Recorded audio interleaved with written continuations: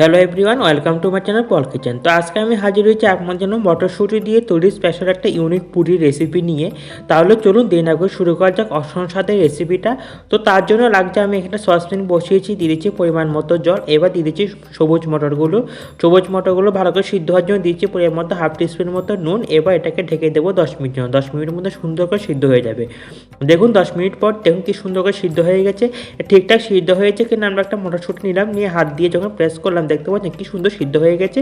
এবার সিদ্ধ করে রাখা মটরশুঁটিগুলো নামিয়ে নিচ্ছি আমরা একটা বাটির মধ্যে। এবার আমরা সিদ্ধ করে রাখা মটরশুঁটিগুলো নিয়ে নিলাম একটা মিক্সারের মধ্যে। সুন্দর করে মিহি করে আমরা দেখুন কি সুন্দর করে পেস্ট করে নিলাম, একদম মিহি করে, এমন করে কিন্তু পেস্ট করতে হবে মটরশুঁটিগুলিকে।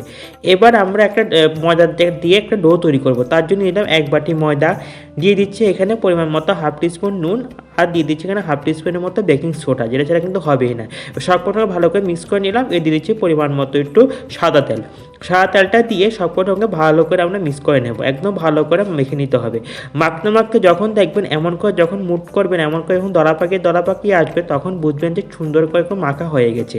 এবার আমরা এর মধ্যে পেস্ট করে রাখা মটরশুঁটিটা দিলাম। পেস্ট করে রাখা মটরশুঁটিটা দিয়ে সম্পূর্ণ ভালো করে মেখে নেব। আমরা কিন্তু এখানে 1 ফোঁটা জল দেবো না। মটরশুঁটির মধ্যে জল ভাবটা আছে, ওটা দিয়ে কিন্তু ডোটা তৈরি হবে। ধরুন কি সুন্দর করে ডোটা তৈরি করা হবে, দেখতে পাচ্ছেন কি সুন্দর সফট, একদম নরম হয়েছে।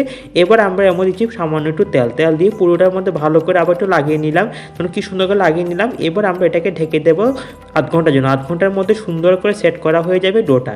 দেখুন আধ ঘন্টার পর আমরা ঢাকাটা সরিয়ে নিলাম। দেখুন কি সুন্দর করে ডোটা তৈরি করা হয়েছে, দেখুন কতটা সফট হয়েছে। এবার এখান থেকে অল্প অল্প করে আমরা ডো নিয়ে সুন্দর করে একটা লেচি কেটে নিচ্ছি। এমন করে আমরা একে একে সব কটা লেচিকে কেটে নিচ্ছি। দেখুন কি সুন্দর করে সব কটা লেচি তৈরি করা হয়ে গেছে।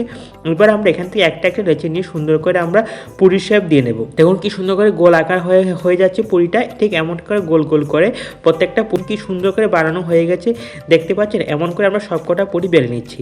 এবার প্রত্যেকটা পুরিকে দেখুন কি সুন্দর ওভেনে একটি কড়াই বসিয়ে দিলাম পরিমাণ মতো তেলটা গরম হয়ে গেছে। এবার একে একে পুরিটা আমরা তেলের মধ্যে ছেড়ে দিলাম। ছেড়ে দিয়ে যখন এমন করে ফুলে উঠবে, তখন এমন করে ভালো করে হাত চামচ দিয়ে প্রেস করলে দেখতে পাবেন কি সুন্দর করে ফুলে উঠেছে।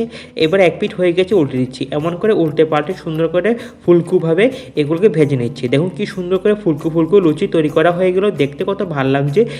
এবার একে একে আমরা বাকি লুচিগুলোকে এমন করে লাল করে আমরা ভেজে নিচ্ছি। এদিকে দেখুন কি সুন্দর করে সবকটা পুরি আমরা ভেজে নিলাম। আর একটা চিড়ে দেখাচ্ছি কেমন হয়েছে, দেখতে পাচ্ছি। তখন চিড়ে দেখতে পাচ্ছি কি সুন্দর সফট হয়েছে, নরম হয়েছে। তো আপনারা কিন্তু অবশ্যই রেসিপিটা বাইরে ট্রাই করবেন, আর কেমন হয়েছে অবশ্যই কমেন্ট বক্সে লিখে জানাবেন।